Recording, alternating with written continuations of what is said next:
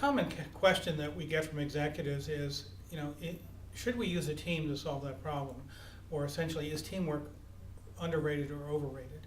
Well, I would classify it as overused. If you look at sports, half the teams lose. And so having a team doesn't automatically guarantee you're going to win.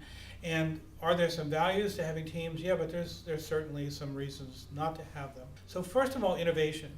We've learned that innovation comes from individuals, doesn't come from computers, but innovative ideas like Columbus, let's go to America, is usually shouted down by a bunch of people who are conservative or afraid.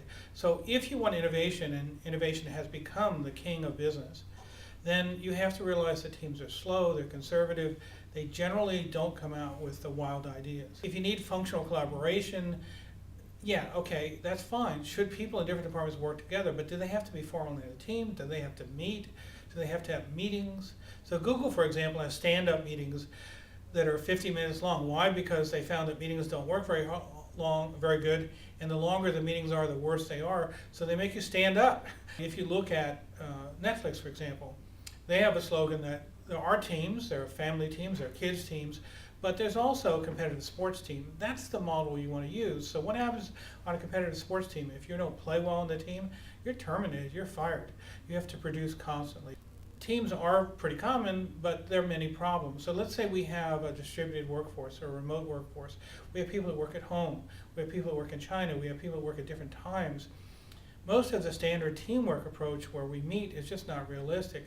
So you have to learn in HR, how do you keep the team together? How do you do it with new technologies, with new tools, and certainly with workers that are distributed around the world? Contingent workers are usually not included in teams. They're not included in team training or team communications. So you have maybe a third of your team or contractors or consultants, but they're not involved in the other team activities. They don't get a vote, or they're not trained the same way. So you have some huge issues with inconsistency. Half the team is a team, the other half are outsiders. Teams are not the answer to most problems if you want innovation, if you want speed, if you want accountability. The Google model is probably the best practice, which essentially says teams are okay, but the key is to have the innovator or the leader pick the team. And don't automatically have someone from marketing and finance and whatever, but let the innovator pick it. So if I was LeBron James, I would say, LeBron, we need a team, but you pick it, you set the rules. And that way you get this fast rate of innovation, you get the excitement, and you don't get the slow resistance, the conservative approach that most teams do.